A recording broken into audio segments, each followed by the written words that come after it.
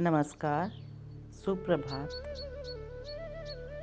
आज की प्रभाती में मैं नेहा शर्मा श्रीमद् भगवद गीता के 5वें और 6ठे अध्याय के साथ आप सबके समक्ष उपस्थित हूँ। कर्म संन्यास योग नामक 5वें अध्याय में फिर वही युक्तियाँ और दृढ़ रूप में कही गई हैं। इसमें कर्म के साथ जो मन का संबंध है, उसके संस्कार पर या उसे विशुद्ध करने पर विशेष ध्यान दिलाया गया है। ये भी कहा गया है कि ऊंचे धरातल पर पहुंचकर सांख्य और योग में कोई भेद नहीं रह जाता है। किसी एक मार्ग पर ठीक प्रकार से चले तो समान फल प्राप्त होता है। जीवन के जितने कर्म हैं, सबको समर्पित कर देने से व्यक्ति एकदम शांति के ध्रुव बिंदु पर पहुंच जाता है और जल में खिले कमल के समान कर्म रूपी जल से लिप्त नहीं होता।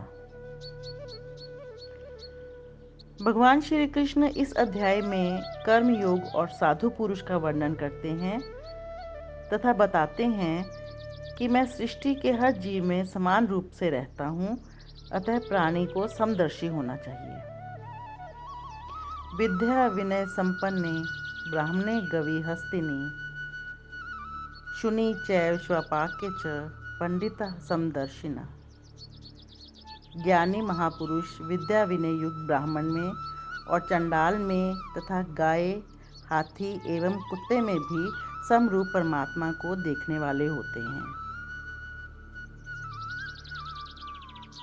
अगला अध्याय छठा अध्याय। छठा अध्याय आत्म संयम योग है, जिसका विषय नाम से ही स्पष्ट है। जितने विषय हैं उन सब से इंद्रियों का संयम, यही कर्म और ज्ञान का निचोड़ है। सुख में और दुख में मन की समान स्थिति, इसे ही योग कहते हैं। धन्यवाद। जय श्री कृष्ण।